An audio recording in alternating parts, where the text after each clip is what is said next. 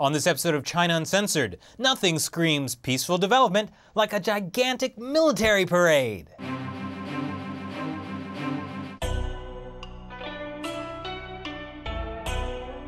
Hi, welcome to China Uncensored. I'm your host, Chris Chappell.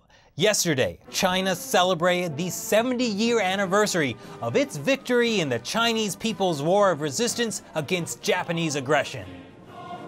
Oh? What's that? You say you've never heard of it? Well, you Westerners might know it by its less common name, World War II.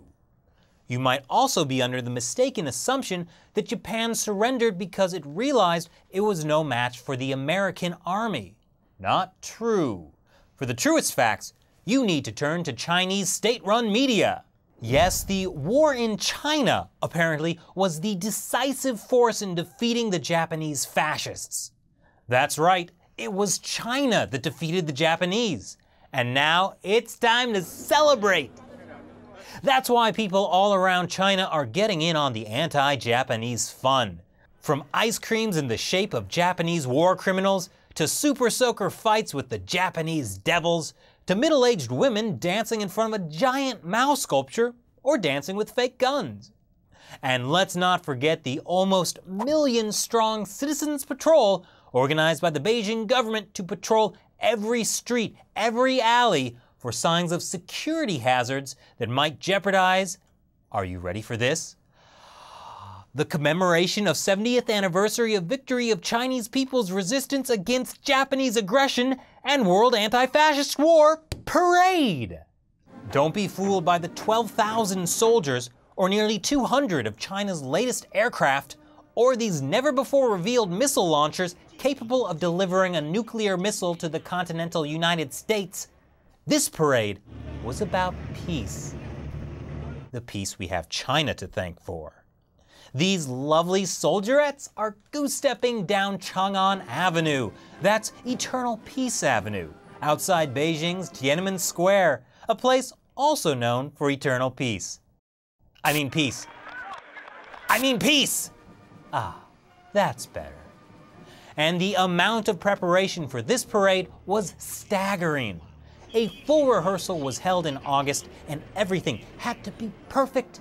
Everything had to be in place, from the perfect alignment of hats to even, well, they don't want the parade to be a bust, do they? And nothing says celebration over oppression like heavy-handed government restrictions. For both the rehearsal and the actual parade, there were massive shutdowns of roads, railways, shopping districts, and a ban on hotel reservations and art events. And do you think this beautiful blue sky was a blessing from the heavens? Nope. Authorities closed more than 10,000 factories, implemented a citywide odd-even license plate rule to cut traffic, and implemented pollution controls across 6 Chinese provinces. And hey, you know what makes a beautiful parade super fun?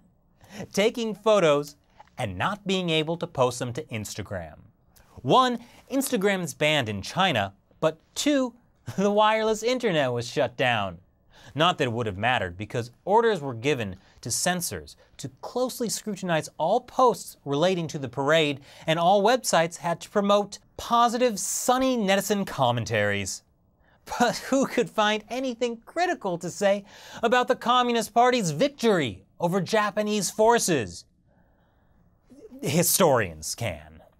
Yes, the entire thing is a fraud. And not just because these women are models and not actual soldiers.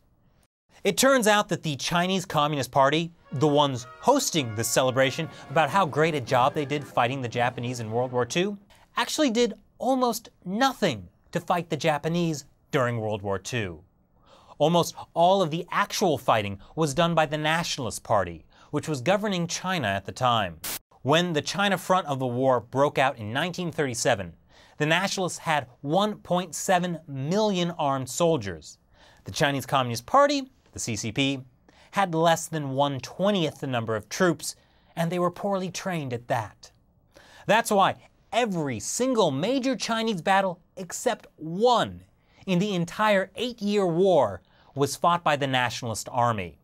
According to Zhou Enlai, in a secret report to Joseph Stalin in 1940, over 1 million Chinese had died in fighting through the summer of 1939, and only 3% were from the CCP. So by the time Japan finally surrendered in 1945, aboard the American ship, the USS Missouri by the way, the Nationalists had suffered heavy losses. Less than a year later, the CCP reignited the Chinese Civil War, and because the CCP had been using the past decade to build up its own troops, it was able to defeat the Nationalists within 3 years, forcing them to retreat to the island of Taiwan. So, how did the CCP really feel about World War II? Well, in 1972, Chairman Mao Zedong gave a personal thank you to the Japanese Prime Minister, telling him he didn't have to say sorry because the Japanese invasion actually helped the CCP beat the Nationalists. Yes, Chairman Mao actually thanked Japan for invading China. Oh, maybe that's why, according to Xinhua, the world community wants Japan to apologize for World War II. Because if it weren't for Japan's invasion, China would never have been ruled by the Communist Party, and today it might be a democracy like Taiwan. But then we also wouldn't have seen 70,000 doves released over Tiananmen Square. Ah, peace. So, what do you think of the CCP's glorious history during, the War of Resistance against Japanese aggression? Leave your comments below, and hey, if you like this episode, click that like and subscribe button. Once again, I'm Chris Chappell. See you next time. Clearly, China is top of mind for America's leading presidential candidates. And one candidate in particular has talked about China so much that the Huffington Post made a 3-minute video of this. China, China, China, I have to have my China. What happens when the leader of the most populous nation on earth is crazy? Well, you don't have to wonder because it happened.